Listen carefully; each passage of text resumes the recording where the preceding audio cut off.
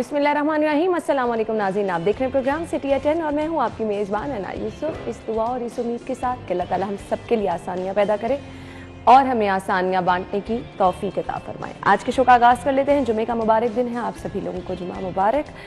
और रिक्वेस्ट आप लोगों से ये है, जब भी नमाज जुमा का एहतमाम करें, स्पेशली अपने मुल्क कौम के लिए, अपने मुसलमान बहन भाइयों के लिए खुसूसी तौर पर दुआ का एहतमाम करें। सेकेंडली, मौसम शदीद गर्म है जी शहर का, और कल हमने रात को देखा शहर में ठंडी हवाएं भी चलना शुरू हुई थी और कुछ आंधी वाला मौसम भी हो रहा था, लेकिन एज सच ना तो बारिश हुई और हवाएं बस चलती रहीं, और वो भी कुछ ज़्यादा टाइम के लिए नहीं था। लेकिन रात को मौसम खुशगवार था। पूरे दिन की अगर सूरत हाल देखें तो अच्छा खासा टेम्परेचर था। आज भी बाहर शदीद गर्मी है, तो आगाज़ कर लेते हैं आज के पहले सेगमेंट से। जान लेते हैं मौसम की सूरत हाल कैसी है और कैसी रहेगी।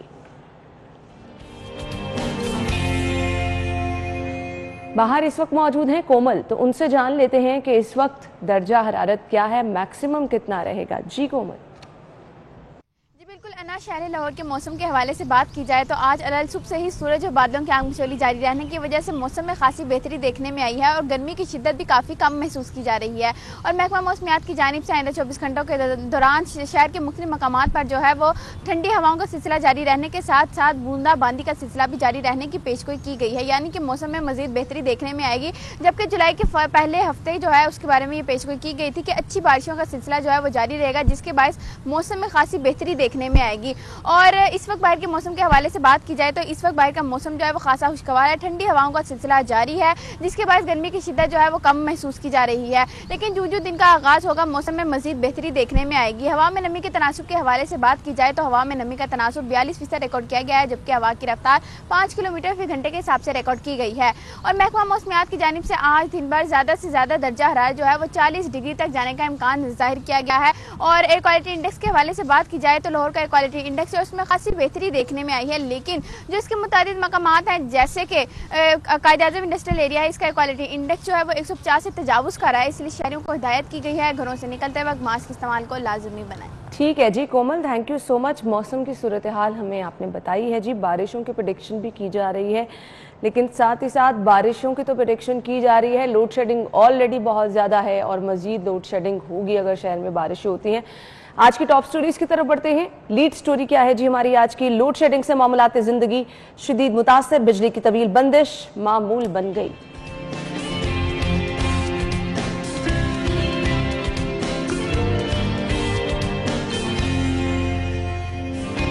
तब्दीली के नाम पर धोखा, महंगाई में पिसे अवाम पर एक और बम गिराने की तैयारी।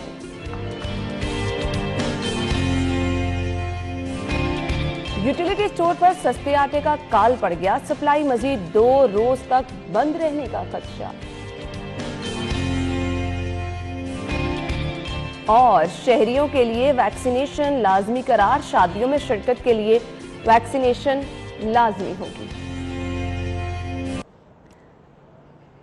अच्छा, मुझे लगा अगर आपने शादी करानी है तो वैक्सीनेशन लाजमी होगी। ये कहा गया कि शादियों में शिरकत के लिए, लेकिन अच्छा इकदाम उठाया जा रहा है। कम से कम लोगों को पाबंद बनाया जा रहा है कि उन्होंने हर सूरत जो है वो वैक्सीनेशन करानी है, क्योंकि अभी भी बहुत सारे लोग हैं जो कि वैक्सीनेशन नहीं करवाना चाह रहे।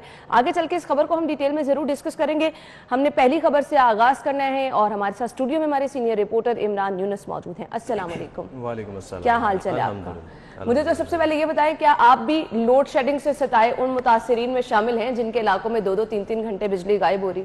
क्यों नहीं जी, बिल्कुल 2-2, 3-3 घंटे क्या, यहाँ पे हर 2 घंटे के बाद 1 घंटा बिजली आती है। हम भी वहाँ पर घर ले बल्कि परसों रात तो मैं सो ही नहीं पाया, क्योंकि बिजली जो है वो बार बार ट्रिप कर रही थी। एक फेज आ रहा था और सारी रात कंडीशन जो है वो इसी तरह रही कि रात 3 से सुबह 7 बजे तक कंडीशन ये थी कि सिर्फ 15 मिनट के लिए लाइट आती थी, उसके बाद यहाँ लाइट चली जाती थी। यहाँ एक फेज आता था जिसमें ना आपका फैन चल सकता है और ना एसी चल सकता है। ये बहुत प्रॉब्लम है कि लाइट कम भी आ रही है कुछ इलाकों और उससे चीज़ें जो हैं वो ऑब्वियसली ज़्यादातर चीज़ें जो है वो जल जाती हैं। तो सारी रात ये टेंशन रहती है कि कहीं आपका फ्रिज ना जल जाए, कहीं आपका एसी ना जल जाए और कहीं आपका फ्रीज़र जो है वो ना जल जाए। तो ये सारी कंडीशन जो है ये तकरीबन मेरे ख्याल से हर साल इस चीज़ का सामना जो है वो हमें करना पड़ता है। नहीं, लोड शेडिंग पिछले गुज़िश्ता कुछ सालों में इस तरह से मैं वही आपको कहने लगा हूँ कि जो अब बहरान चल रहा है जिसमें शॉर्टफॉल जो है वो 900 मेगावाट का है और उसके बाद हर 8-8 घंटे की लोड शेडिंग जो है वो हो रही है और ट्रांसफार्मर जो है वो जल रहे हैं।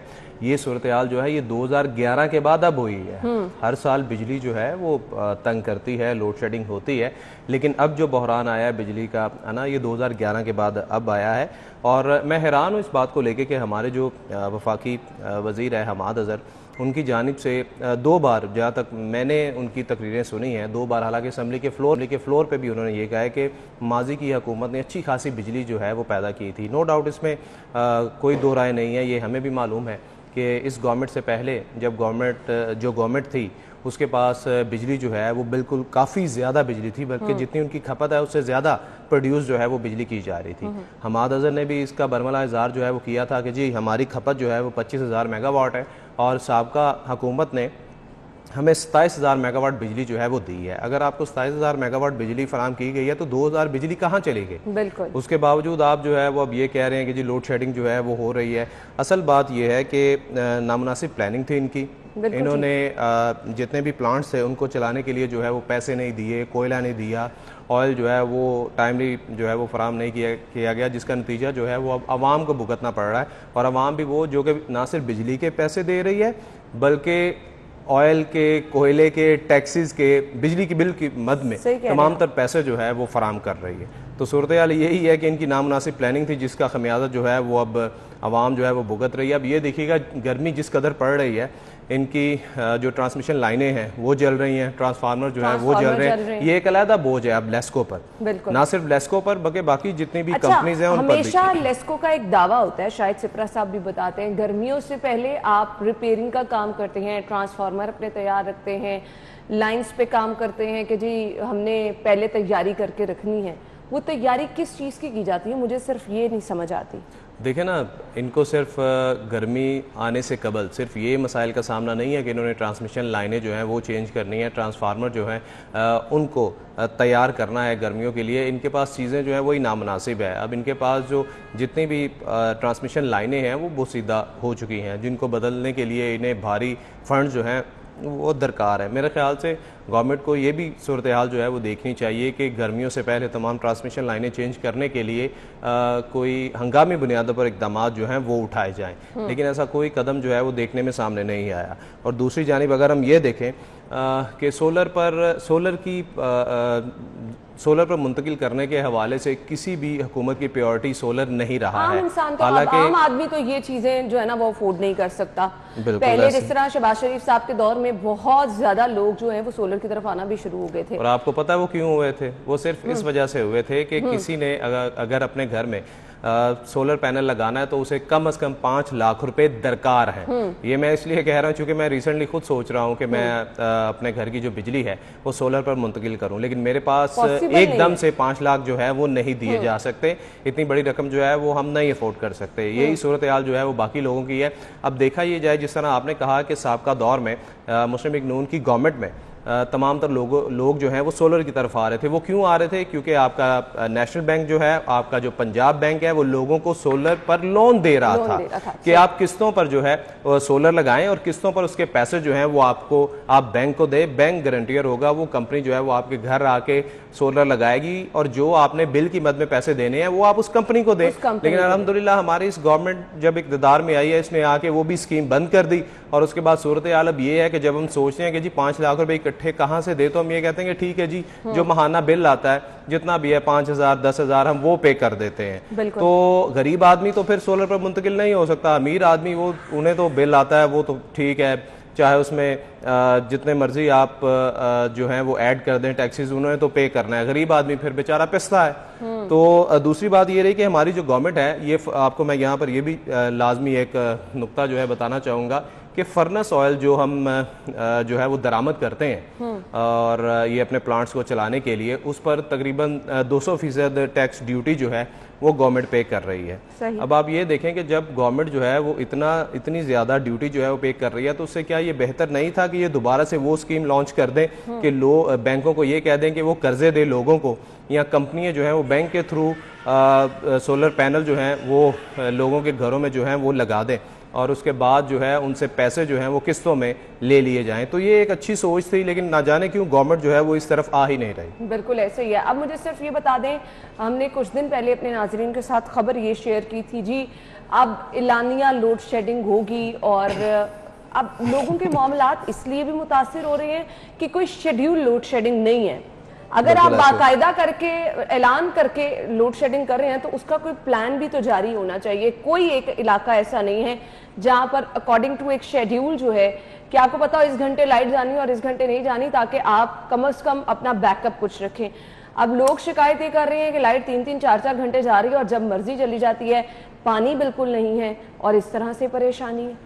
अन्ना देखें, जो आप एलानिया लोड शेडिंग के दावों की बात कर रही हैं, लेस्को की जानिब से एलानिया लोड शेडिंग सिर्फ तब की जाती है जब इन्होंने किसी इलाके में कोई तरक्याती काम या मुरम्मती काम जो है वो करना होता है, तब उस इलाके के लिए बाकायदा एक इश्तिहार जो है वो निकाल दिया जाता है, छपवा दिया जाता है, जिसमें ये कहा जाता है कि इतने घंटे लोड शेडिंग होगी इस इलाके में। उसके अलावा ये तो आप छोड़ देना कि एलानिया लोड शेडिंग जो है वो होगी, हमेशा गैर एलानिया लोड शेडिंग होती है। एलानिया लोड शेडिंग पे कभी अमल दरामद जो है वो नहीं हुआ। हालांकि ये कहते हैं कि 6 घंटे जो है वो इस इलाके में मुख्तलिफ औकात में लाइट जो है वो जाएगी, लेकिन वो 6 से फिर 8 घंटे जो है वो लाइट लाजमी जाती है। मतलब फिर बात वही गैर एलानिया लोड शेडिंग जो है वहाँ तक आ गई है।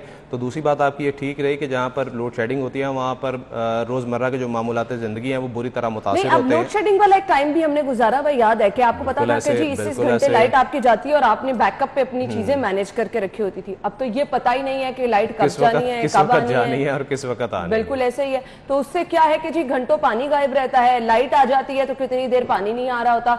तो लोगों के मुश्किलात जो हैं, अब आने वाले दिनों में मुझे ऐसे लग रहा है कि आपको हर इलाके में एहतजाज होता नजर आएगा।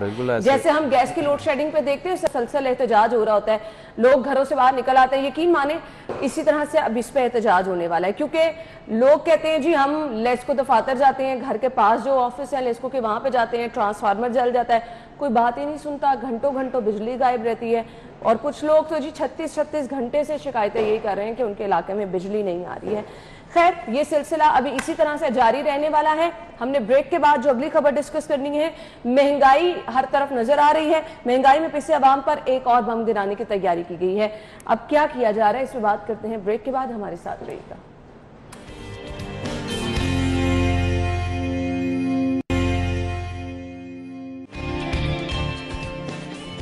ब्रेक के बाद आपको एक बार फिर से खुशामदीद कहेंगे। कल हुआ ये था जी, पेट्रोलियम मसनूआत की कीमतों में इजाफा हुआ था और कल ही हमने कह दिया था कि जी पेट्रोल तो महंगा हो गया। अवाम के तासुरात भी उस पर आपको दिखा दिए। पेट्रोल महंगा होना अब कोई नई चीज नहीं रही। मैंने तो आपको कल कहा था कि जब भी आप अपना मंथली बजट डिसाइड करते हैं तो आप अपना पेट्रोल वाला बजट जो है उसको खुद ब खुद एक्सटेंड कर लिया करें, क्योंकि हर महीने तजवीज़ पेश की जाती है, हर महीने पेट्रोल की कीमत में इजाफा होता है। खैर, उसके बाद अब जो महंगाई की लहर आई है, मैंने कल जिक्र किया था कि जी ट्रांसपोर्टर्स अपने किराए बढ़ा देंगे और आपको हर चीज पर उसका इम्पैक्ट नजर आएगा। बाजार से अगर आप खरीदारी करने के लिए जाएंगे, लिटरली इमरान भाई दुकान से कोई चीज खरीदे, कपड़ा खरीदने, आप जूता खरीदने चले जाएं, लोगों के पास जवाब क्या होता है, चीज महंगी क्यों हो गई है, पेट्रोल महंगा हो गया। जी देखिए ना, जितनी भी चीज़ें हैं जो आम मार्केट में दस्तयाब होती हैं, जो शहरी खरीदते हैं और दुकानदार, वो चाहे खाने पीने वाली अशिया हैं या फिर आपके इस्तेमाल की अशिया, वो ऑब्वियसली वो आनी कैसे हैं, वो लोडिंग के थ्रू आनी है। लोडिंग किसी ना किसी सवारी पर होनी है। सब्जियां, फल जैसे ही शहर में आने हैं तो वो ट्रांसपोर्ट के जरिए ही आते हैं। बिल्कुल। और उसके बाद जब पेट्रोल महंगा होगा तो हर चीज जो है वो लाजमी बिलाशुबा महंगी होगी। और इसमें मेरे ख्याल के मुताबिक जो ट्रांसपोर्टर्स हैं उनका भी कसूर नहीं। आज उन्होंने इजलास भी बुला रखा है, देखते हैं कि किस हद तक वो किराए जो हैं वो बढ़ाएंगे। और गवर्नमेंट जो है वो इस मामले में सीरियसनेस अपनी जो है वो कभी भी शो नहीं करती। उन्होंने बस ये पेट्रोल जो है वो बढ़ाना होता है। अच्छा, एक बड़ी अच्छी गेम जो है वो अवाम के साथ खेली जाती है, वो ये किया जाता है कि मुतलका वजारत की जानिब से समरी जो है वो 6 रुपये, 8 रुपये या 10 रुपये की भेजी जाती है। उसके बाद ये कहा जाता है कि जी प्राइम मिनिस्टर साहब ने जो है वो सिर्फ 2 रुपये जो हैं वो बढ़ाए हैं, 3 रुपये जो हैं वो बढ़ाए हैं, और फिर भी अवाम के 6-7 रुपये जो हैं वो बचा जाता है, प्राइम मिनिस्टर साहब ने एहसान किया। बिल्कुल। अब आपको एक मज़े की बात ये बताता हूँ कि जो अब फ्यूल की कीमत है, पेट्रोल की कीमत है, वो 114 रुपये समथिंग है। और आपको पता है कि 1 लीटर पेट्रोल में हुकूमत जो है वो कितना टैक्स लेती है। मतलब इसमें कोई इदारा तो शामिल नहीं है, डायरेक्ट हुकूमत इन्वॉल्व है। 1 लीटर की कीमत में 30 रुपये जो है वो हमारी गवर्नमेंट के पास जाते हैं। वो कोई FBR या कोई और टैक्स का इदारा नहीं अगर लेता। आप 1 लीटर पेट्रोल डलवा रहे हैं तो 30 रुपए तो आपने 30 रुपए गवर्नमेंट को जो है वो देने हैं। और आप ये देखें कि माजी में कभी हम सुनते थे कि जी आलमी मार्केट में पेट्रोलिंग मसनूआत की कीमतें जो हैं वो कम हुई हैं, तो हमारे यहाँ पर कीमतें जो हैं वो काफ़ी कम हो गई हैं, लेकिन अब वो सूरत हाल आपको नज़र नहीं आती। वटेवर आलमी मार्केट में कीमतें कम हो ज़्यादा हो तो वो सबको नज़र आता है, कम भी हो फिर भी हमें जो है वो ज़्यादा ही पे करना जो है वो पड़ता है। तो बहरहाल इस हवाले से भी महंगाई जो है वो अब मज़ीद बढ़ेगी।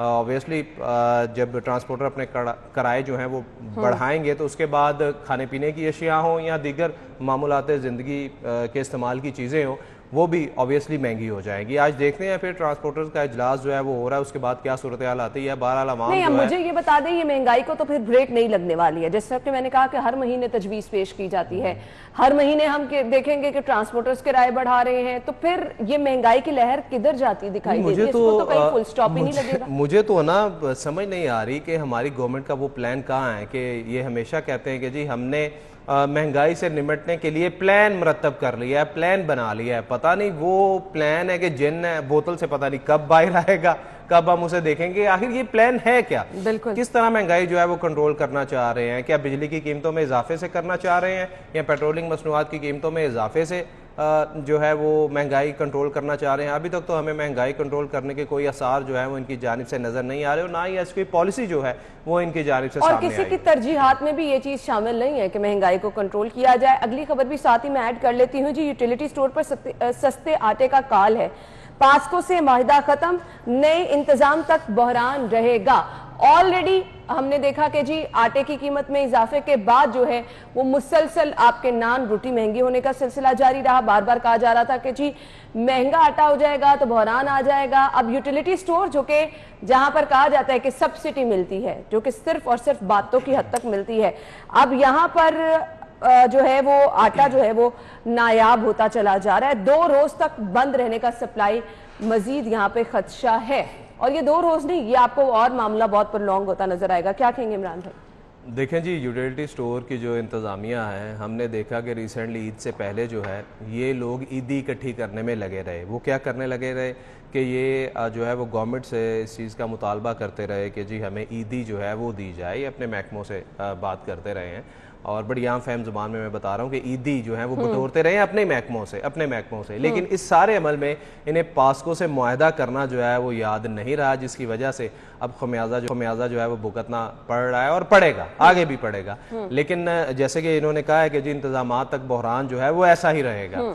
अब मेरे ख्याल के मुताबिक एक छोटी सी मिसाल मैं देता हूँ, अगर यूटिलिटी स्टोर्स पर आवाम को सस्ता आटा आना मिलना शुरू हो गया तो फिर 2 दोस्त क्या करेंगे? वो तो भूखे मर जाएंगे। और वो दोस्त कौन है? वो 2 दोस्त जो हैं वो गवर्नमेंट और दूसरी जानिब जो है वो हमारे फ्लोर मिल वाले हैं, जिनके आगे हुकूमत जो है वो हमेशा ऐसे सर नीचे करके बैठ जाती है कि भाई ठीक है।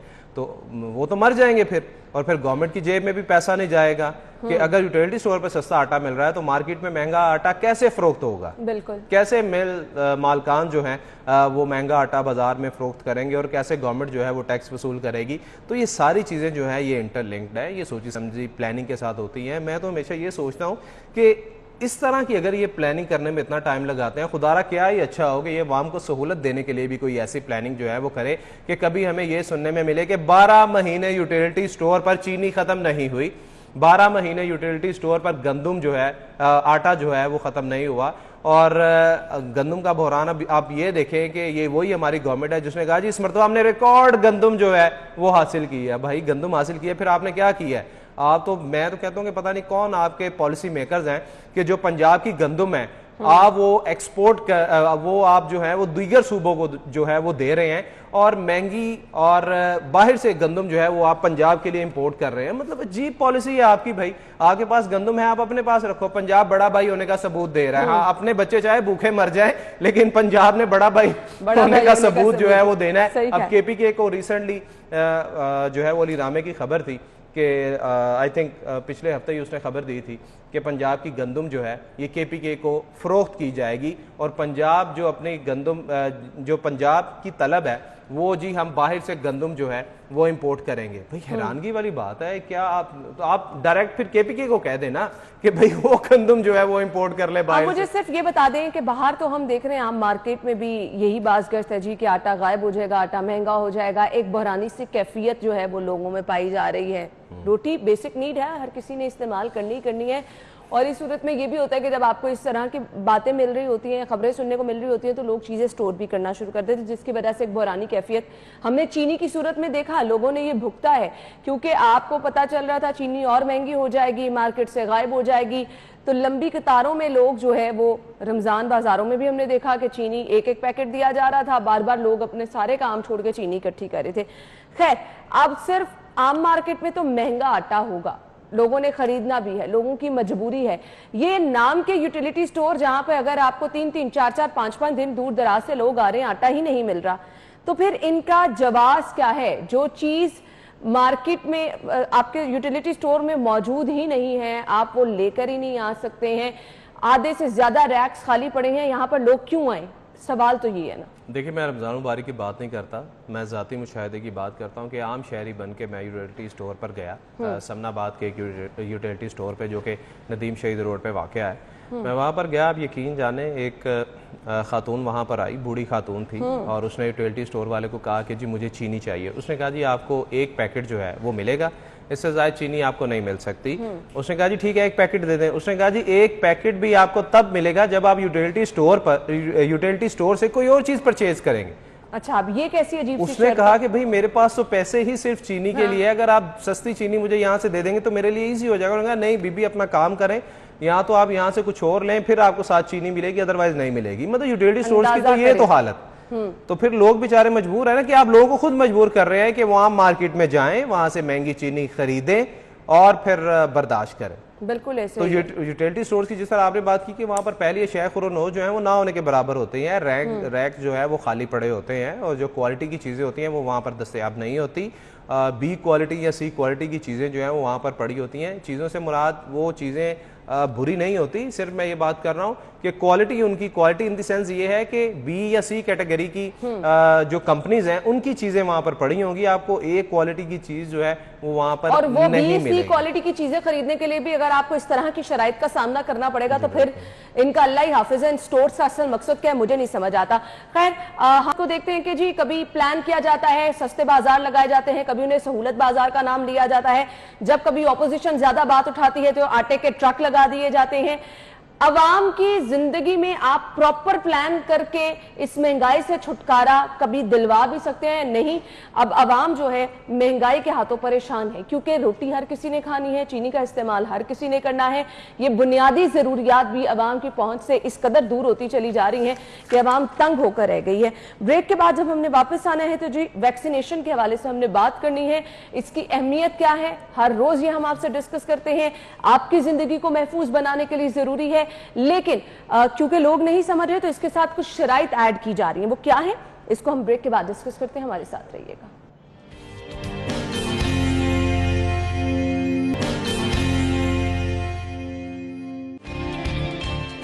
ब्रेक के बाद आपको खुश आमदीद कहेंगे, और खुश आइंद बात यह है कि शहर में कोरोना केसेस जो हैं वो बहुत कम हैं और कोरोना मुस्बत केसेस की शरह 1.1% पर आ गई है। 24 घंटे के दौरान 57 मरीज सामने आए हैं।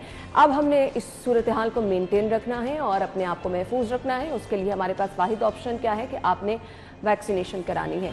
शहर में वैक्सीनेशन सेंटर की तादाद भी बढ़ाई जा रही है, बहुत सारे लोग वैक्सीनेशन कराने पहुंच भी रहे हैं। एक इशू जो आ रहा है वो ओवरसीज जो हैं लोग जिन्होंने बाहर के ममालिक में जाना है, उनके लिए वैक्सीनेशन की किल्लत है। साथ ही साथ अब जो कुछ वैक्सीनेशन के साथ जुड़ी पाबंदियां जिनको ऐड किया जा रहा है, जी शादी हॉल, रेस्टोरेंट्स में दाखिला बंद होगा अगर आपने वैक्सीनेशन नहीं करवाई होगी। हुकूमत ने मोबाइल ऐप मुतारिफ करवाई है जिसके जरिए वैक्सीनेशन ना करवाने वाले लोगों का बआसानी पता चल सकेगा। अच्छा इकदाम उठाया जा रहा है। इमरान भाई क्या कहेंगे? देखें जी, पहली बात तो ये है कि पब्लिक को जो है वो ये चीज़ लाजमी सोचनी होगी कि जिस सूरत हाल का, कोरोना की सूरत हाल का लोगों को सामना रहा है कि लोग ख़ुद को भी और अपने प्यारों को भी बचाने के लिए हस्पतालों की तरफ दौड़ते जो हैं वो रहे हैं। कहीं सिलेंडर नहीं मिल रहा तो कहीं वेंटिलेटर्स जो है वो नहीं मिल रहे, और फिर अल्लाह अल्लाह करके अल्लाह ताला की मदद से इस वबा पर जो है वो किसी हद तक कंट्रोल जो है वो पाया जा चुका है। तो जब एक चीज़ वाज़े है कि वैक्सीनेशन जो है वो करानी ज़रूरी है, इस हवाले से कई आगाही प्रोग्राम जो है वो भी हुकूमत और हमारे जो दीगर इदारे हैं, वट एवर वो हेल्थ है या ज़िले इंतज़ामिया है, ये कैंपेन जो है वो चला चुके हैं कि आपको वैक्सीनेशन जो है वो ज़रूर करानी चाहिए। और इसमें जितने भी अबहाम मौजूद थे वो दूर कर दिए गए हैं। उसके बावजूद जो लोग अभी वैक्सीनेशन नहीं करवा रहे, कि हमने शहर के किसी भी बड़े हॉस्पिटल के डॉक्टर को छोड़ा हो और उनसे आपकी राय उनकी ना ली हो, अपने नाज़रीन के साथ शेयर की हो, क्योंकि मामला ऐसा है कि हर कोई परेशान रहता है। लोगों के तहफ़्फ़ुज़ात जो हैं, लोग जो सोशल मीडिया पर चीजें सुनते हैं, सवाल करना, शक दूर करना आपका राइट है, क्योंकि आपने वैक्सीनेशन करानी है तो आपको उससे तमाम जुड़ी चीजें जो हैं वो क्लियर जितनी होंगी बेहतर होगा। तो हम ये सिलसिला टाइम टू टाइम इमरान भाई इसीलिए जारी रखते हैं कि वो लोग जो कि अभी भी राजी नहीं है वैक्सीनेशन कराने के लिए, उनको इसकी अहमियत भी पता चल जाए। और फिर जो इंतहाई जिम्मेदार लोग जब ये चीजें बताते हैं तो मेरे ख्याल से बार बार आपको अंदाजा हो जाता है कि कितनी जरूरी है आपकी अपनी जिंदगी के लिए वैक्सीनेशन। देखिए जी, सोशल मीडिया के हवाले से बात करें तो गैर मुसद्दका इत्तलात का सबसे बड़ा सोर्स जो है वो फेक न्यूज़ का वो सोशल मीडिया ही है कि लोग जो है उसको देखते हैं और बगैर उसकी तहकीक और तस्दीक किए जो है उस चीज़ को आगे जो है वो पास कर देते हैं। हालांकि हमारा मज़हब भी कहता है कि जब तक तुम्हें किसी चीज़ की शहादत ना मिल जाए वो बात जो है वो आगे नहीं करनी चाहिए। आपको बात जी बिल्कुल। लेकिन सूरत हाल ये है कि वैक्सीनेशन के हवाले से अब ये है कि अभी भी कुछ लोग जो हैं वो नहीं करवा रहे, लेकिन हमने ये देखा है कि हमारा महकमा हेल्थ हो या ज़िले इंतज़ामिया हो, जहाँ तक कोशिश कर सकते हैं वो कर रहे हैं। हालांकि अब तो लोगों को ये सहूलत दे दी है कि वो ड्राइव थ्रू वैक्सीनेशन जो है वो भी करा सकते हैं। हम रोज़ देखते हैं कि जो भी पॉइंट्स हैं वहाँ पर रश जो है वो लगा होता है। लेकिन एक चीज़ मैं ज़रूर यहाँ पर डिस्कस करना चाहूँगा कि जो अब ये चीज़ कही जा रही है ज़िले इंतज़ामिया की जानिब से कि एक मोबाइल ऐप जो है वो मुतारिफ़ करा दी गई है, जिससे ये होगा कि शादी हॉल या रेस्टोरेंट जो है उसमें जो लोग होंगे वहाँ पर लोगों को चेक जो है वो किया जा सकेगा। तो मेरे ख्याल के मुताबिक ये एक मुश्किल अमल है, चूँकि रेस्टोरेंट्स और जो शादी हॉल्स हैं वो बिल्कुल मुझे नहीं लगता कि वो इस चीज़ को अप्लाई करेंगे अपने कस्टमर्स के ऊपर। बेतहाशा रेस्टोरेंट्स हैं, शादी हॉल हैं, इवन हम देख रहे हैं कैसे करना मुश्किल हो जाएगा आपके लिए ये। और अगर ज़िले इंतज़ामिया जो है वो खुद भी रेड करे तो आप कितने होटल्स, कितने रेस्टोरेंट्स, कितने शादी हॉल या कितने लोगों को चेक कर सकें। इवेंट होता है, आप उसको भी उस तरह से खराब नहीं कर पहले हमने एक चीज़ ये सुनी थी कि हुकूमत जो है वो ये करेगी कि जो लोग वैक्सीनेशन नहीं करा रहे, जिन्होंने करवाई है उनका डाटा तो आपके पास है, जो लोग नहीं करवा रहे उनके आईडी कार्ड जो है वो ब्लॉक हो सकते हैं, उनके नाम पर जो मोबाइल सिम्स हैं वो बंद हो सकती हैं। तो ये एक अच्छा अमल था इसके तहत, क्योंकि हमारी जो अवाम है वो डंडे की पीर है। सॉरी टू से चाहे मास्क की पाबंदी का मामला हो, सैनिटाइजर इस्तेमाल करने की बात हो कुछ लोग या समाजी फासले की, कि आप बाहर कहीं चले जाएं जिन्होंने मास्क नहीं पहना, आप पूछे तो वो कहते हैं कोरोना है ही नहीं। अभी भी ऐसे लोग हैं। मुझे तो उन लोगों की सोच पे रश्क आता है कि भाई कहाँ कौन सी दुनिया में रहने वाले लोग हैं। पूरी दुनिया की मिसालें हमारे सामने हैं, जिस तरह इतने बड़े लेवल पर तबाही हुई, अल्हम्दुलिल्लाह हम तो उससे महफूज रहे, अल्लाह ताला का कोई खास करम रहा, लेकिन उसके बावजूद इतनी बड़ी तादाद में ऐसे लोग हैं जो कहते हैं कोरोना अभी भी नहीं है। मैं तो यहाँ पर ये पैगाम दूंगा ऐसे लोगों को कि सिर्फ एक बार वो किसी भी हॉस्पिटल के जो कोरोना सेंटर है उसका दौरा कर लें, या जिन्होंने अपने प्यारों की ज़िंदगियां जो हैं वो खोई हैं इस वबा के दौरान, उनसे जाके मिल लें तो मे भी आपको जो है सूरत हाल आपके सामने आ जाएगी। अगर हम अपनी बात करें, हम खुद इसका शिकार रहे हैं, हमने तो अपने बहुत सारे लोगों को बिल्कुल, उसके बाद हम आइसोलेशन में भी रहे हैं, और उसके बाद जब हम रिपोर्टिंग करने के लिए जाते थे मुख्तलिफ हॉस्पिटल्स में, जो उनके कोविड वार्ड्स थे, लिटरली जो उनके अहले खाना थे वो बेचारे तरसते थे कि हम सिर्फ दूर से ही अपने प्यारों को देख लें जो कि ज़ेरे इलाज थे। तो मेरे ख्याल के मुताबिक जो लोग ये सोचते हैं कि कोविड जो है वो जा चुका है, अभी भी हमें बेहतियाती जो है वो करनी चाहिए, तो मेरे ख्याल से ये चीज़ गलत है। अभी भी हमें इससे मुकम्मल छुटकारा जो है वो नहीं मिल सका। खुदारा वैक्सीनेशन जो है वो लाजमी करवाएं, ना सिर्फ अपनी सेहत का ख्याल रखें बल्कि आपसे जुड़े जो लोग हैं आपके घर में, अपनी फैमिली का ख्याल कर लें, अपने इर्द गिर्द के जो लोग हैं उनका ख्याल कर लें। ज्यादा इशू उन लोगों को है। खैर, वैक्सीनेशन तो आपने करानी है, नागुज़ीर है, आज कराएं, कल कराएं, 1 महीने बाद कराएं, अब इसके अलावा ऑप्शन कोई नहीं है, क्योंकि covid is very much there, कहीं जाने वाला नहीं है, अब आपको इसके साथ ही जीना है। और ऑप्शन के तौर पर आपने जो अपने आप को बचाना है एक सिर्फ वैक्सीनेशन ही है। जो लोग आज नहीं करा रहे हैं उनको अल्टीमेटली 1 महीने बाद करानी पड़ेगी, इसलिए आप आज भी कुछ कर लेंगे तो अपने लिए करेंगे, 1 महीने बाद भी करेंगे तो अपने लिए करेंगे। हमने ये नहीं भूलना कि अगर आपने वैक्सीनेशन करा ली है तो अब आपको जरूरत नहीं रही मास्क पहनने की। इमरान भाई, आपने वैक्सीनेशन कराई, कभी अपने आप को ये फील किया कि अब मुझे कोविड नहीं हो सकता, अब मैंने किसी एसओपी पर अमल नहीं करना? ब्रेक के बाद आपको खुशामदीद कहेंगे। शहर के 334 जारी मंसूबों के लिए 10 अरब फौरी तलब किए गए हैं। 10 अरब रुपए और 334 मंसूबे हैं जी। साफ पानी, सीवरेज, सड़कों की तामीर के मंसूबे तरजीह है। रवा हफ्ते फंड्स मिलेंगे तो फिर कोई उम्मीद अच्छी रख लें हम कि साफ पानी लाहौरियों को मिल सकेगा तरजीहात में, क्योंकि यही चीजें बताई जा रही हैं। सीवरेज, सड़कों की तामीर, और ये शहर के बड़े मसाइल हैं। अगर रवा हफ्ते फंड मिल जाते हैं तो हमें रोशन इम्कानात नजर आ रहे हैं ये काम होते हुए। देखिए ना, मैं हमेशा यही बात कहता हूँ कि लाहौर का सबसे बड़ा मसला जो है वो जो है वो साफ पानी का मसला है। उसके बाद आप आ जाएं, आपके सेवरेज के मसाइल जो हैं वो सबसे ज़्यादा अहम है। और सड़कों की तामीर जो है वो तो अल्लाह के हुक्म से सड़कें जो हैं वो तभी बनी जो साबका हुकूमत में बनी। साफ पानी के मंसूबे तभी बने जब साबका हुकूमत थी। सेवरेज का जितना भी निज़ाम है वो तभी बेहतर हुआ जो साबका हुकूमत थी। हमारी जो गवर्नमेंट है, मैं तो हैरान हो रहा हूँ कि ये कैसे इन्होंने मुझे ये लग रहा था कि शायद 10 अरब जारी कर दी हैं। मैं हैरान हो गया। रवा हफ्ते जारी होने, ये मेरे ख्याल से जो हमने पिछले हफ्ते, शायद आपको याद होगा कि खबर डिस्कस की थी कि जनूबी पंजाब के लिए, तौनसे के लिए इतने पैसे जो है वो जारी किए हैं और लाहौर के लिए सिर्फ लाखों रुपए रखे हैं। तो मेरे ख्याल से उसी चक्कर में ये चीज जो है वो अब हाईलाइट की जाएगी। आप ये देखें कि शहर के 334 मंसूबे, 334 मंसूबे। अब ये इनमें से मुकम्मल कितने हो गए? आप आज तक लाहौर में साफ पानी जो है वो फराम नहीं कर पाए। आप जो सेवरेज के मसाइल है, एक बारिश होती है और आपकी सारी कारकर्दगी का पोल जो है वो खुल जाता है कि आपने किया क्या है। जब आप अपोजिशन में थे, फट से आप बारिश होती थी, आप अपने कारकुन इकट्ठे करते थे और सड़कों पे निकल आते थे। इसमें हमारे वुज़रा भी शामिल है, इसमें हमारे एमपीएस भी शामिल है, इसमें हमारे एडवाइजर भी शामिल है और इसमें हमारे चेयरमैन और वाइस चेयरमैन भी शामिल है जो कि अभी इन ओहदों पर फायज है। ये तमाम लोग सड़कों पर निकल आते थे। एक बारिश होती थी, ये देखें जी ये गवर्नमेंट क्या कर रही है, कोई काम नहीं कर रही, पानी खड़ा है, साफ पानी नहीं मिल रहा, पानी में सेवरेज का पानी जो है वो मिक्स हो रहा है, लोग बीमार हो रहे हैं। तो अब आप लोग क्या कर रहे हैं? आपने 2.5-3 साल में किया क्या है? कोई एक साफ पानी का मंसूबा जो है वो इन्होंने मुकम्मल नहीं किया। वाटर फिल्ट्रेशन प्लांट जो साबका हुकूमत ने लगाए थे, इन्होंने कितने के लगाए? इन्होंने तो कम से कम उनको लेकर नहीं चले। लोगों को साफ पानी मिलता था वाटर फिल्ट्रेशन प्लांट से। हालात ये हैं कि जिस किसी भी इलाके में आप देख ले बंद पड़े हैं, उनके टूटियां गायब हैं और बाहर आपको कूड़े के ढेर नजर आ रहे हैं। आपने शुरू नहीं करने नए मंसूबे, कम से कम जो पहले फलाही मंसूबे हैं खुदारा उनको तो आगे लेके चलो। अल्लाह को भी तो मुंह दिखाना है ना। ये तो छोड़े कि आपने वोट लेने हैं या आवाम का सोचना है, आपने अल्लाह को भी तो मुंह दिखाना है ना। पहले आप ये कहते थे कि जी जो मुस्लिम लीग नून है उसने लाहौर का बेड़ा गर्क कर दिया, कंस्ट्रक्शन कर करके यहाँ पर जो है वो इसे एक जो है वो सिर्फ रोड बनाने पे जो है वो एम्फसिस है गवर्नमेंट का।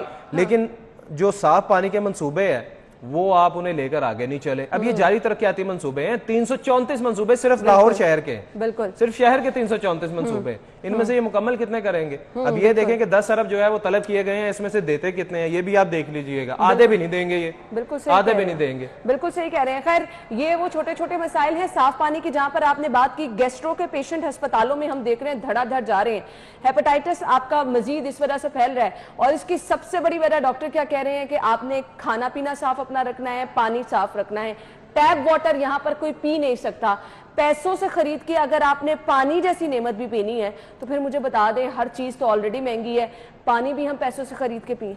ना आप यकीन जाने, मैं सिर्फ अपनी मिसाल देता हूँ कि मुझे जो आप टैप वाटर की बात कर रहे हैं, जब से शोबा सहाफत मैंने इख्तियार किया है 14 साल हो गए हैं। 14 साल में मैंने टैप वाटर आज तक नहीं पिया। और आप एमडी वासा जब कभी भी शो में आए हैं वो दावा करते हैं कि हम टैप वाटर इस्तेमाल करते हैं। आप जाए ना वासा के हेड ऑफिस जाए, आपको हर कोने पे वहाँ पे जो है फिल्टर पानी के मशीन्स लगी हुई हैं और आपको फिल्टर पानी जो है वहाँ पर मिलेगा। पानी की बोतल जो है वो आपको वहाँ पर मिलेगी। टैप वाटर कोई नहीं यूज कर सकता और ना कोई कर सकता है। अगर शहरी जो है वो टैप वाटर यूज करना शुरू कर दें तो यकीन जाने आपके हॉस्पिटल्स में जगह ही ना रहे, कॉरिडोर्स ना बचे, इतने पेशेंट्स आपके वहां पर इकट्ठे हो जाए। जेरे जमीन पानी आप ना तो आप उसको साफ कर पा रहे हैं, जो आपका टैप वाटर, मैं वही तो आपको ये कह रहा था कि मैं इकबाल टाउन की मिसाल देता हूँ। इकबाल टाउन में अक्सर ये होता है कि जब हम टैप वाटर ओपन करते हैं, टैप में से जब पानी आता है तो वो पानी अक्सर गदला होता है, ऐसे ही है, और ऐसे पानी मिक्स और पानी में से इवन स्मेल आ रही है। ये बिल्कुल मैं आपको बता रहा हूँ उलामा इकबाल टाउन जैसे एरिया की, तो बाकी शहर की क्या सूरत हाल होगी? होश इलाकों के अगर ये हालात हैं तो फिर बाकी शहर के क्या हालात होंगे। खैर,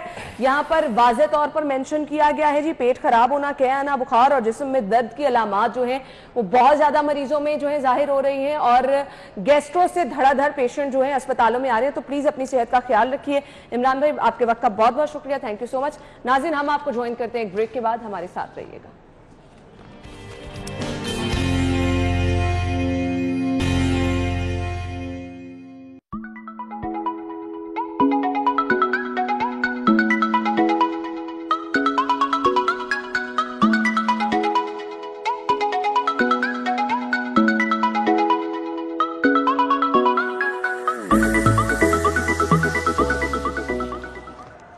स्टूडियो में आपको एक दफ़ा फिर से खुशामदीद कहेंगे। नाज़रीन, कुछ रवैये हम अक्सर डिस्कस करते रहते हैं।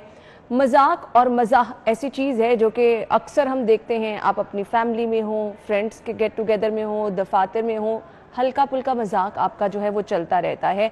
इन्वायरमेंट भी अच्छा रहता है, हेल्दी इन्वायरमेंट रहता है। आप काम करते हुए अगर थकन भी महसूस कर रहे हैं तो छोटा मोटा मजाक कोई बीच में आपका कलीग ऐसा कर दे तो थोड़ा सा आप अपने आप को रिलैक्स फील करते हैं। लेकिन अब इशू ये है कि ये हंसी मजाक, तंज़ो मजाक, ये इस तरह से हम नेगेटिव सेंस में लेना शुरू कर दिया है।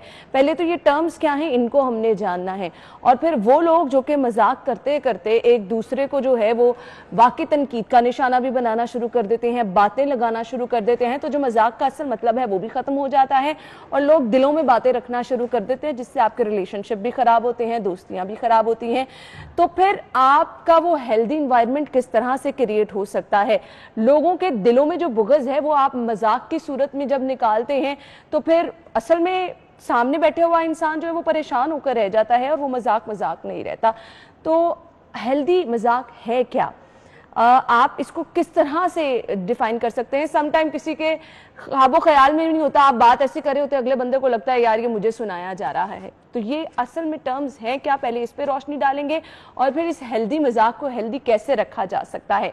स्टूडियो में हमारे साथ जो हमारे मेहमान मौजूद है तारुफ कराना चाहूंगी जी। मोटिवेशनल स्पीकर कासिम अली शाह साहब ने हमें ज्वाइन किया है। अस्सलाम वालेकुम। वालेकुम सलाम जी, क्या हाल चाल? बहुत बहुत शुक्रिया अनम, बिल्कुल ठीक ठाक अल्हम्दुलिल्लाह। आपके वक्त का भी बहुत बहुत शुक्रिया। मुझे पहले ये बताएं, ये मजाक, मजाक और तंज़ो मजाक क्या ये लहदा टर्म है? अच्छा देखिए, ये सब अलग-अलग हैं, लेकिन जो सिक्का राजुल वक्त है हाँ। वो तो तनकीद और तंज का ही है ज्यादातर।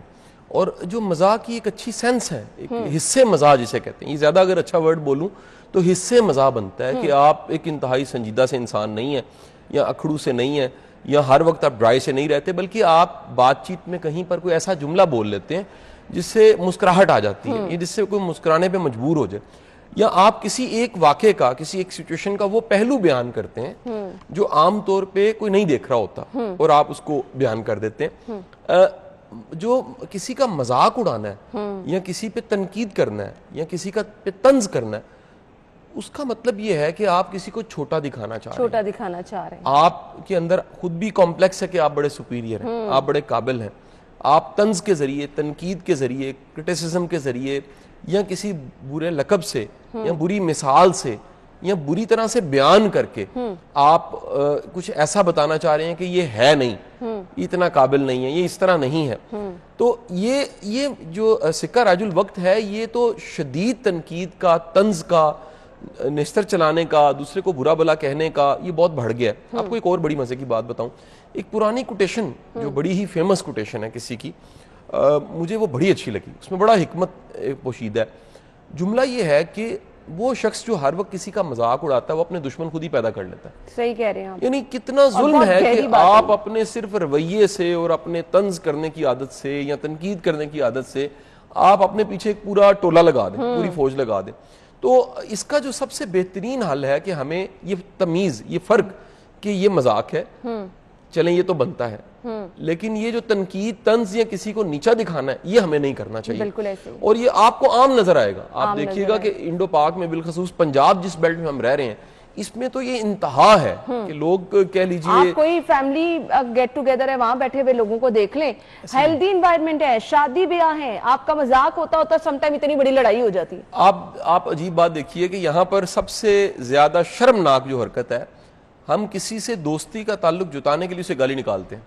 सही कह रहे हैं। दूसरों को बताने के लिए कि ये मेरा बड़ा अच्छा दोस्त है, हम उसकी कोई ऐसी बात जो पर्दे में रखने वाली है वो दूसरों को बताते हैं। बिल्कुल। और बाज औकात एक ऐसी सिचुएशन में उसको एक्सपोज कर देते हैं जिस सिचुएशन में उसका कुछ नहीं बचता। कुछ नहीं बचता। तो मेरा ख्याल है कि ये भी एक ट्रेनिंग का ना होना है, ये भी कहीं सिविलाइज ना होना है, ये भी कहीं तहजीब का ना होना है। हमें पता नहीं लग रहा होता कि हमारे जुमलों से, हमारे बातचीत से और हमारे अंदाज से किसी का कितना दिल दुख रहा है। अच्छा, दीन इससे बिल्कुल उल्ट बात कहता है। दीन कहता है कि अगर तुम्हारी जुबान ने किसी को ठेस पहुंचाई है तो तुम बख्शे नहीं जाओगे। बहुत सख्ती है, यानी हाथ का जो जर है नुकसान या जुबान से जो किसी को जरर पहुंचाना है, ये दोनों से मना किया गया कि मुसलमान वो है जिसके हाथ और जुबान से लोग महफूज हैं।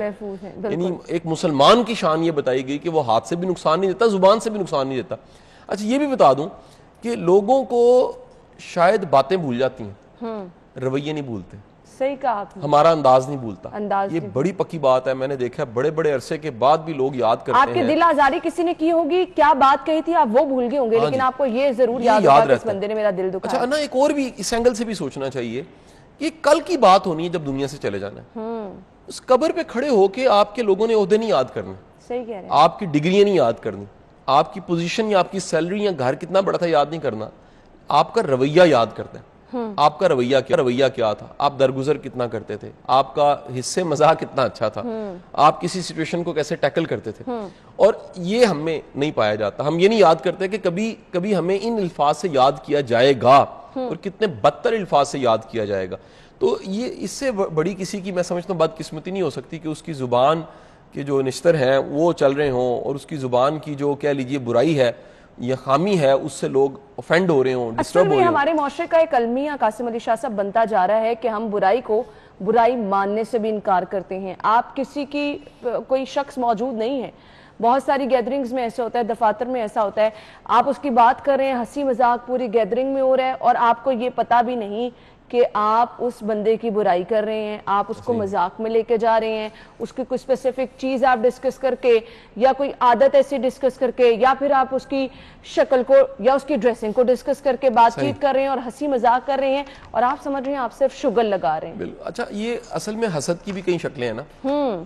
हसद का जो एक्सप्रेशन है बाज़ का तंज की शक्ल में होता है। सही। यानी बंदे को भी पता नहीं लगता कि मैं हासिद हूँ। अब वो अपने आप को ये नाम तो नहीं दे सकता कि मैं हासिद हूँ। वो नाम क्या देता है कि जी मैं एक्सपोज कर रहा हूँ, मैं दुनिया को बता रहा हूँ इसका ये पहलू भी है। वो उसको अच्छे अच्छे नाम देगा, लेकिन असद में वो सरापा हसद होता है, भरा हुआ होता है हसद से। और अपने हसद के लिए वो क्या कर रहा होता है, किसी का तज़ीक मजाक उड़ा रहा होता है। अच्छा, आपको ये भी बता चलूं कि मजाक उड़ाने का जो मिजाज है एक छोटे बंदे का, बड़ा बंदा कभी इस तरह नहीं करता। सही कहा। एक आला ज़रफ़ इंसान, एक किरदार वाला इंसान, एक ग्रूम्ड इंसान, सिविलाइज्ड इंसान, वो किसी के पीछे उसकी बदी नहीं करता। बिल्कुल सही। वो किसी के बारे में बदगुमान नहीं होता, वो किसी के बारे में कोई ऐसा बुरा जुमला नहीं कसता जिससे वो हर्ट हो जाए, वो किसी को हर्ट नहीं करता, वो किसी के लिए बेजारी का सबब नहीं बनता। मैंने आज तक ऐसे बहुत कम लोग देखे हैं। क्या वाकई ऐसे लोग बहुत नायाब हैं? लोगों की तहजीब नहीं है, सिविलाइज नहीं है। अगेन मैं आपको कहूंगा, और अच्छी मिसालें भी बड़ी कम है। यानी कि बंदा कहे कि मेरे एक उस्ताद हैं, अल्लाह उनको लंबी जिंदगी दे, आप भी उनसे वाकिफ होंगे, सरफराज शाह साहब जी। तो मैं कभी उनके पास बैठूं और किसी का तस्करा हो रहा हो और मैं कहूं कि वो साहब तो ये कहते हैं, तो वो हमेशा कहेंगे यार वो बहुत भले इंसान, बड़े कमाल इंसान है। उनके असल में इसके पीछे भी कोई मोहब्बत ही होगी। यानी कि वो खुश गुमानी और मुस्बत थिंकिंग की जाके कहेंगे कि नहीं यार इसमें कोई ना कोई हिकमत होगी, ऐसा नहीं हो सकता, वो बुरा नहीं कह सकता। अब ये इस तरह के मिजाज वाले लोग तो आटे में नमक हैं। बिल्कुल। आप किसी को जाके बताइए भी तुम्हारे खिलाफ बात हो रही थी, वो बंदा तैयार बैठा होगा लड़ने के लिए या बदगुमान होने के लिए। मैंने जिंदगी में कई ऐसे लोग देखे हैं जिसपे हजरत अली करमला वजह की कोटेशन है कि बदतरीन दोस्त वो हैं जो दुश्मन बन के निकलते हैं। बिल्कुल। हम सबकी जिंदगियों में कहीं ऐसे लोग आते हैं बहुत सारे जो लोग किसी ऐसे वक्त चंगेर शेयर करते हैं, ब्रेड साथ तोड़ते हैं, और ये तो इंग्लिश में मुहावरा है कि आप जब किसी के साथ रोटी तोड़ लेते हैं तो बड़ा ताल्लुक बन जाता है आपका। तो उनको कोई हया नहीं इस चीज की होती, वो साथ जुड़ेंगे, काम करेंगे, लेकिन उसके बाद किसी और जमाने में किसी और वक्त में बैठ के आपकी बदियां कर रहे होंगे, आपकी कमजोरियां बयान कर रहे होंगे, और उन्हें भी पता नहीं लग रहा होगा वो हसद है। हसद है, बिल्कुल। हम यहीं से गुफ्तगू का सिलसिला आगे बढ़ाते हैं। ब्रेक लेंगे, ब्रेक के बाद हम आपको ज्वाइन करेंगे और गुफ्तगू का सिलसिला आगे बढ़ाएंगे। हमारे साथ ही रहिएगा।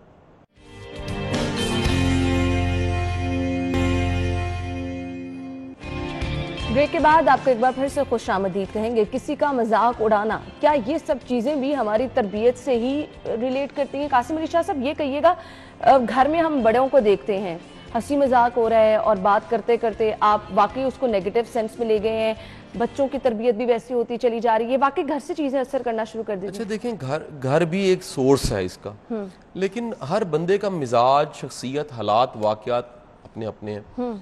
बाज लोग अपने जो कॉम्प्लेक्स होते हैं उसका उनका एक्सप्रेशन इस अंदाज से होता है, अपना कॉम्प्लेक्स है, अंदर से खुद वो इंफीरियर फील कर रहे होते हैं, वो इस इंफीरियरिटी कॉम्प्लेक्स को खत्म करने के लिए किसी और को इंफीरियर करते हैं। असल में अपना आप छोटा होता है या अपना आप खाली होता है। वो क्या करते हैं कि वो जैसे उनके सामने कोई कह लीजिए, मिसाल तो बड़ी अजीब है कि गांव में बस तेजी के साथ गुजरती थी ना, तो कुछ कुत्ते खड़े होते थे, वो भागना शुरू हो जाते थे। अच्छा, लगता ये था कि शायद उन्होंने साथ जाना है, लेकिन वो थोड़ा सा बस को आगे जाने के बाद रुक के फिर अगली बस का इंतजार करते थे। ऐसे ही कुछ लोगों से चलती बस ना बर्दाश्त नहीं होती। सही कह रहे हैं। उनका बस नहीं चलता। वो जैसे ही देखते हैं कि कोई चल रहा है, कोई आगे बढ़ रहा है, कोई तरक्की कर रहा है, तो वो कहीं ना कहीं उसके खिलाफ हो जाते हैं और फिर तंज के वो निश्तर चलाने लग पड़ते हैं।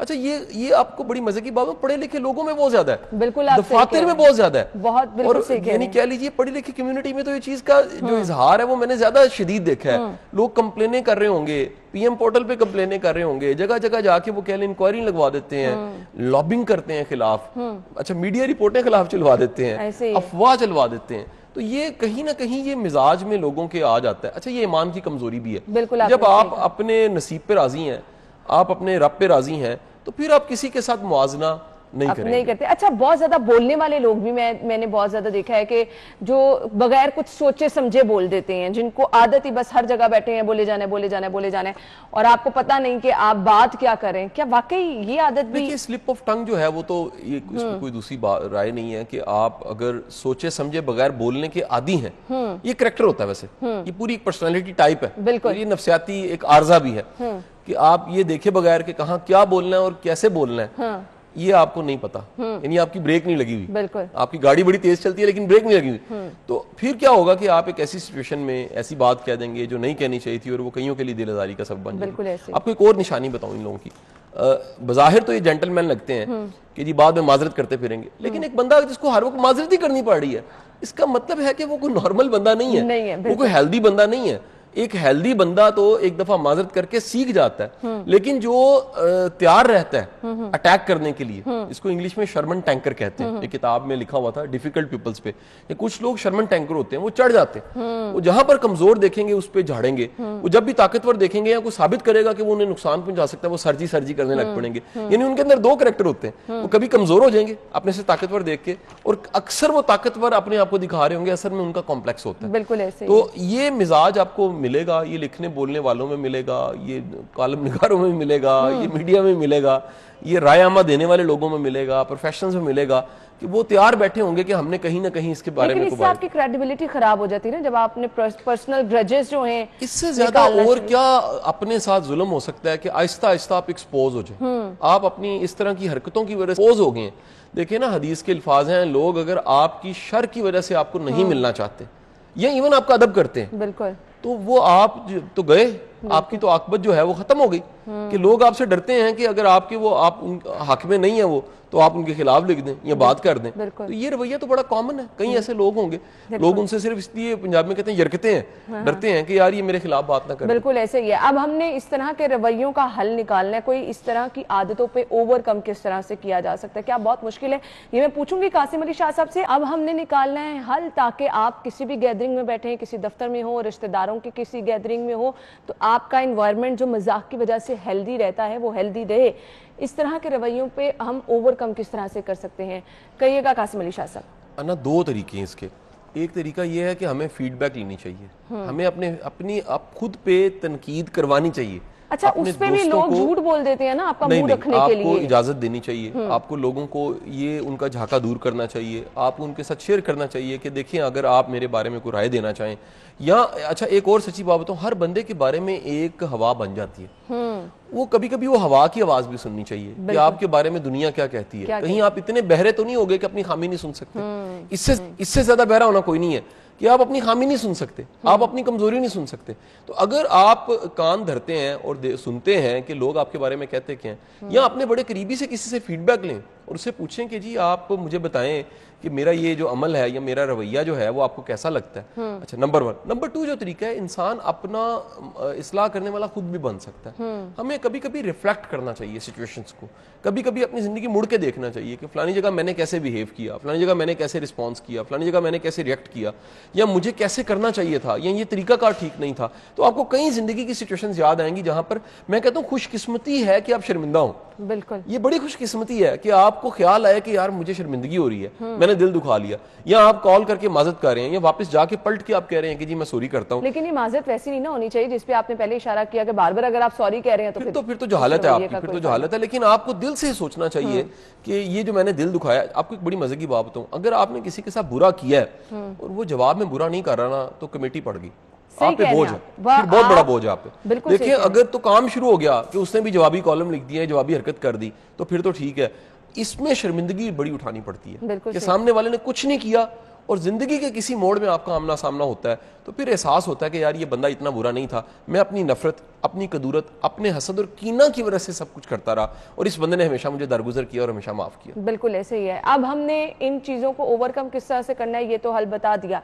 अब मुझे सिर्फ ये बता दें कि वो लोग जो कि तंज करते हैं उनके लिए क्या कहना चाहेंगे। वो अपने अंदर के ग्रजेस तो निकाल रहे होते हैं लेकिन इर्द गिर्द वाले माहौल को भी खराब करके रख देते हैं, और दोबारा उन्हीं लोगों में मिलकर बैठ जाना, दोबारा अपने ऊपर बोले बाधा ओढ़ लेना कि आप तो बहुत अच्छे हैं, ये चीजें तो बहुत ज्यादा annoying। अच्छा देखिए, बंदे को ना इतना सच्चा होना चाहिए खुद के साथ कि अपनी कमजोरियां, कोताहियां वो देख सके, जान सके और फिर उन पे काम कर सके। वो बाबा इशफाक साहब कहा करते थे ना कि जो सूफी होता है ना वो हर वक्त अपने साथ जंग लड़ता रहता है, उसकी जंग अपने साथ होती है। वो हर वक्त लड़ता है कि जी मेरे जो चुभने वाले कोने हैं वो मुलायम कैसे हो सकते हैं, मेरे जो खुरदरे कोने हैं वो मुलायम कैसे हो सकते हैं, ये कैसे मुमकिन है कि मैं कोई ऐसा अंदाज अपनाऊं कि मेरा जो है बुरा लगना वो किसी को मैं बुरा ना लगूं, मैं किसी को हर्ट ना करूं।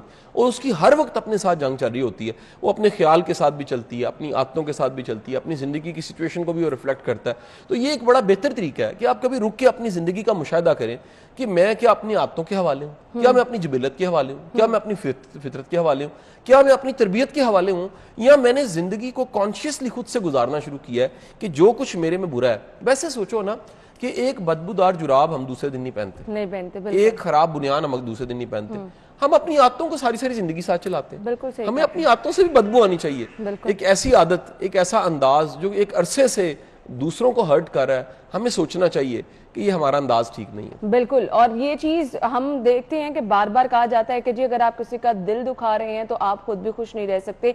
बहुत छोटी छोटी चीजें हैं, अगर आप गौर करना शुरू कर दें तो आप ना सिर्फ अपनी दीन और दुनिया जो ना वो दोनों साथ ही लेके चलने चाहिए आप, बल्कि लोगों में जो झूठ बोल देते हैं लोग, जी आप तो बहुत अच्छे हैं, जैसे कि कासिम अली शाह साहब ने कहा, आपको कहीं ना कहीं से हवा पता चल जाती है, अपने बारे में पता चल जाता है। उन चीजों पर आपको जो है काम करना चाहिए ताकि आप जो है मुआशरे में भी अच्छा शहरी बन सके। कल को आगे जाके भी आपने जवाब देना है, जब कभी कोई आपको याद करे तो अच्छे अल्फाज में करे। मैसेज देखने वालों को क्या देना चाहेंगे? मैसेज मेरा यही है कि ये तंज जो और तनकीद वाला जो मिजाज है खत्म होना चाहिए, बड़ी जरूरत है। देखें, मोहब्बत करनी सीखें, नफरत करनी तो सबको आती है, एहतराम करना सीखें, बेइज्जती करनी तो सबको आती है। फॉर द टाइम बीइंग तो आपको बड़ा अच्छा तस्कीन महसूस नफ्स की तस्कीन है। हाँ। सच्ची बात बताऊं, आप अंदर से भी राजी नहीं होते। ये प्लेयर है, प्लेयर की याद जो है वो खुश, इत्मीनान कल्ब आपको याद रखिएगा किसी को मानने से होता है, और किसी को मानने पे दिला खर्च नहीं होता। खुदा के लिए एडमिट कर लें किसी में कोई सलाहियत है, खुदा के लिए एडमिट कर लें किसी को अल्लाह ने नवाजा हुआ है, खुदा के लिए एडमिट कर लें जो आपका राज़िक है वो भी उसका राज़िक है, सबका राज़िक है, वो सबके असबाब पैदा करता है। तो जब आप जरा दिल बड़ा कर लेते हैं तो फिर आप दूसरों को कबूल करना। अच्छा, मैं कुछ आपका एक्सपीरियंस जानना चाहूंगी। माशाल्लाह आपको बहुत सारे लोग जानते भी हैं, मैं सोशल मीडिया पे देखती हूँ बहुत सारे लोग आपको फॉलो करते हैं, आपकी बातों को मानते हैं, आपकी बातों को अहमियत देते हैं। लोग तनकीद भी करते हैं। अब वो तनकीद को किस तरह से आप क्या मैं इग्नोर कर देता हूँ ना, सच्ची बात है। मैंने कभी किसी का जवाब दिया, किसी का बड़ा कमेंट बुरा लगा? दिल की फीलिंग आपको बताऊं, देखिए मैं ऑन कैमरा ये बात कह रहा हूँ, अल्लाह ताला इस फीलिंग को हमेशा कायम रखे कि वो सब लोग जिन्होंने कभी ना कभी हर्ट किया लाइफ में, पोस्ट लगाई है, बुरा कहा है, बुरा लिखा है, बुरा बोला है, मैं दिल से उनके लिए दुआ करता हूँ। यानी ये कोई जवाब नहीं है, मेरी फीलिंग है, मेरे ख्याल से मेरी फीलिंग है। अगर अल्लाह मुझे कहे कि ये कलमदान है और तुमने इनके लिए कुछ लिखना है, तो खुदा की कसम मैं अच्छे से अच्छा लिखूं। मैं उनके लिए दिल से दुआ करता हूं कि या बारी ताला इन पे अपना करम कर, तकलीफ कम हो जाए। देखिए जैसे कुशन होता है ना, उसको मार के किसी का गुस्सा कम हो जाता है, तो मैं कहता हूँ चलो यार मैं कुशन बन गया, इनका गुस्सा ही कम हो जाए, इनकी तकलीफ कम हो जाए, इनकी पेन कम हो जाए। कभी कभी आपको जिंदगी में दूसरों के लिए खैर की दुआ करनी चाहिए, क्या पता नहीं अगला कितनी तकलीफ में हो। अच्छा एक ये भी एक्सपीरियंस बताऊं, आखिरी बात अगर आप कहें, बाज़ औक़ात शुरू में जब मैं इस एक्सपीरियंस की तरफ आया, तरबियत मेरी ऐसी थी कि मैं इस तरफ आना शुरू हुआ कि इनके लिए दुआ करनी शुरू की। यानी मैंने पहली दफ़ा खाना काबा जाना था, तो मेरे एक उस्ताद ने मुझे कहा कि खाना काबा जब पहली निगाह पड़े, कलमा पढ़ के उनके लिए दुआ करनी है जिनसे गिला है, जिनसे शिकवा है। अच्छा ये नया एक्सपीरियंस करना शुरू किया ना, तो एक नई आंख खुली। बाज़ औक़ात जिस पे आपको बड़ा गुस्सा होता है ना, या बड़ी आपको तकलीफ होती है, अगर आप उसके हालातों वाकया जानते हो, आपको तरस आना शुरू हो जाता है। सही कह रहे हैं आप। यानी आप कहते हो मैं गुस्सा गलत कर रहा था, ये तो खुद हैंडीकैप्ड था, बिल्कुल इसकी जिंदगी में तो इतनी तकलीफ थी, इसकी इतनी पेन थी।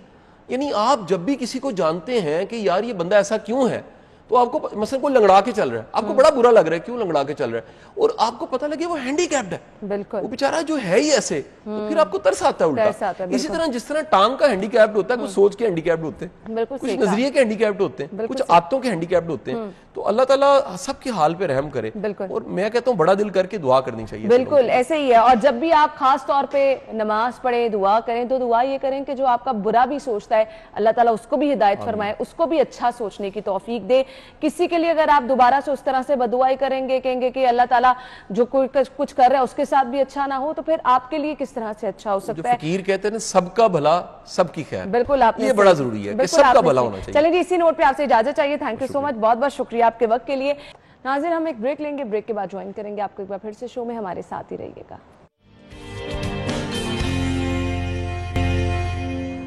ब्रेक के बाद आपको एक बार फिर से खुशामदीद कहेंगे। प्रोग्राम के इस हिस्से में हमने एक सिलसिला शुरू कर रखा है, शहर की बड़ी मार्केटों के कुछ इश्यूज हम डिस्कस करते हैं।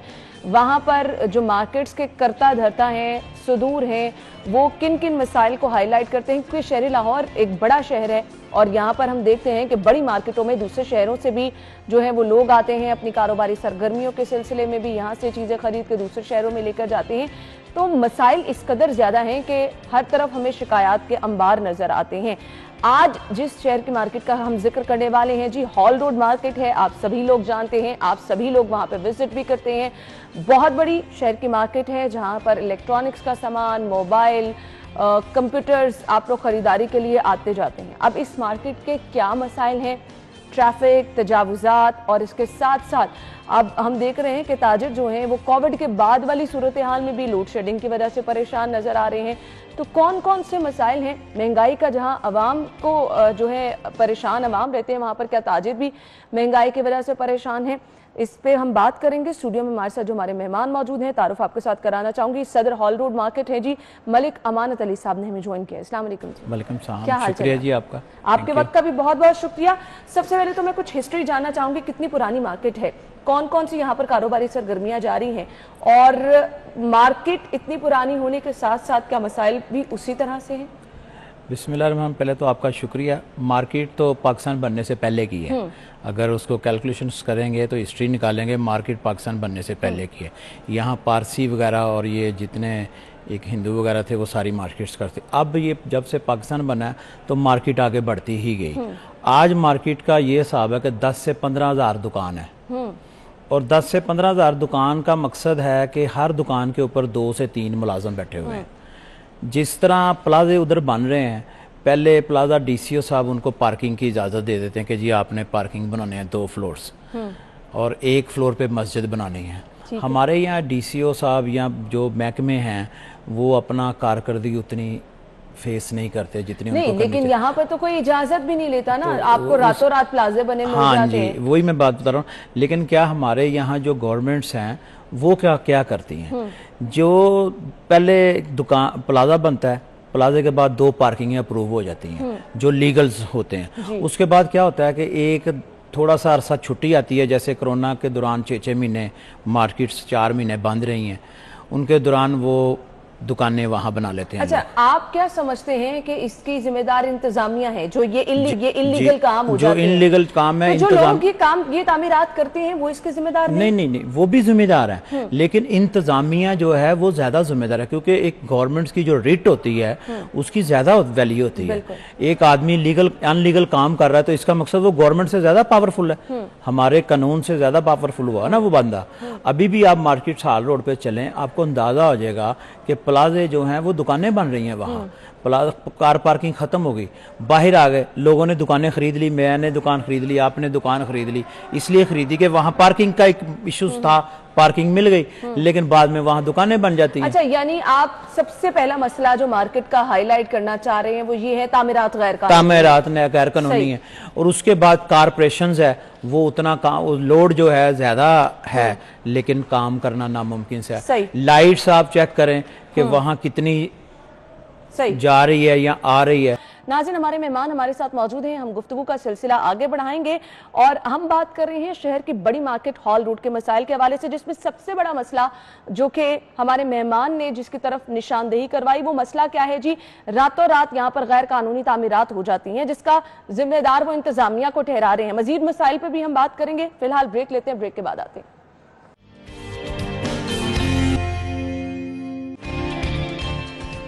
वेलकम बैक नाज़रीन, हमारे साथ हमारे मेहमान मौजूद है सदर hall road market Malik Amanat Ali साहब। हम गुफ्तगू का सिलसिला आगे बढ़ाएंगे।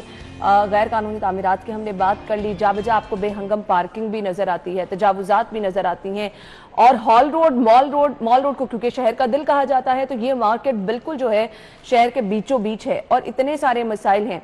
इन मसाइल की तरफ कभी आपने इंतजामिया की तवज्जो दिलाई कि हमारा काम डिस्टर्ब हो रहा है तजावुजात की वजह से, हमारा काम डिस्टर्ब हो रहा है पार्किंग की वजह से, जो यहाँ पर मसाइल हैं, आए दिन एहतजाज की जद में भी ये बाजार रहता है? आए दिन एहतजाज की मैंने अभी पूरी एक फाइल दी है जी, आप वो नेट चला दें टीवी पे, आपको पता चल जाएगा कि हम इंतजामिया को हम खत उनको भेजते हैं, लेटर देकर आते हैं।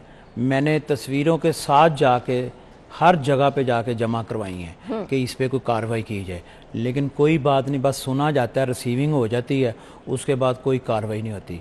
अब आप देखें कि वो लाहौर का दिल है और जहाँ से हमारे ब्यूरोक्रेट्स गुजरते हैं, जज हजरात गुजरते हैं, सारी ऐसी चीज बंदे अच्छा, ये जो पार्किंग हम अपने नाजरीन को दिखा रहे हैं ये क्या रजिस्टर्ड पार्किंग है जिससे हम इतनी लंबी बाइक्स की लाइनें लगी देख रहे हैं? कोई रजिस्टर्ड पार्किंग नहीं है जी, ये सारे नजायज हैं, ये मंथलियां देते हैं। ये कौन माफिया है? ये माफिया समझ लें, इसमें टोन शामिल है। अच्छा। इसमें हमारे जो उधर के ऊपर के जो इनके ब्यूरोक्रेट्स हैं वो शामिल हैं, इसमें हम जितना मर्जी एहतजाज कर लें वो शामिल है, कोई ऐसी बात नहीं है। जो मैंने आपको पहले कहा कि पहले हम मस्जिदें बनाते हैं, पार्किंग बनाते हैं, वहां दुकानें बना लेते हैं। अगर वो मस्जिदें वो जो पार्किंग है उसको हम इजाजत ना दें दुकानें बनाने की, तो क्या ये मोटरसाइकिल वहां नहीं जाएगी? ये मोटरसाइकिल फिर वहीं चली जाएगी। अब लाहौर की आप बात करेंगे तो दिल है एक। अच्छा, ये पाकिस्तान बनने से पहले की ये मार्केट्स है। आज वो मार्केट्स में जो लोग हम पैसे कमाते थे या जो हमारे पास मुलाजम से फर्ज करें 20 मुलाजम थे मेरे पास, आज मेरे पास 5 मुलाजम है। प्लाजे दुकानें खाली होती जा रही हैं क्योंकि हमारी सोर्स फॉर इनकम कम होती जा रही है। कस्टमर जो है वो बाहर चले गए क्योंकि उसको खड़ी करने के लिए ना गाड़ी है, ना मोटर बाइक है, ना उसकी कोई सहूलत है।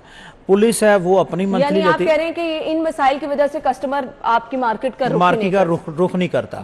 अच्छा, ये मेन पे है, इसी तरह गलियों में भी आप देखेंगे वहां भी एक माफिया, और फिर नजायज तजावात, इतने काउंटर्स। अच्छा, और तजावुजात भी तो कायम आप ही के लोग करते हैं ना? अच्छा, उसकी वजह के बाहर लोगों ने लगाया सड़क के ऊपर, वहाँ सड़क पे। मैंने फॉर एग्जाम्पल अगर एसपी साहब को या सीसीपीओ साहब को या मैंने SHO को एक दरखास्त दी है कि ये, लेकिन वो गुंडे हैं, उनके पास आप चाहें आप चेक करें उनकी दराजें, हर बंदे के पास एक असला मौजूद है, हर चीजें मौजूद है, वो फिर आनकर वहां कर। अब गरीब आदमी की क्या होगी? मैं तो घर से मजदूरी करने निकला हूं, मेरी वाइफ या मेरे बच्चे तो मुझे ये कहेंगे आप पापा क्या कर रहे हैं, लोग नहीं कर रहे तो आप अकेला कर रहे हैं। तो ये जो कानून है हमारा उसको चाहिए इम्प्लीमेंट करना।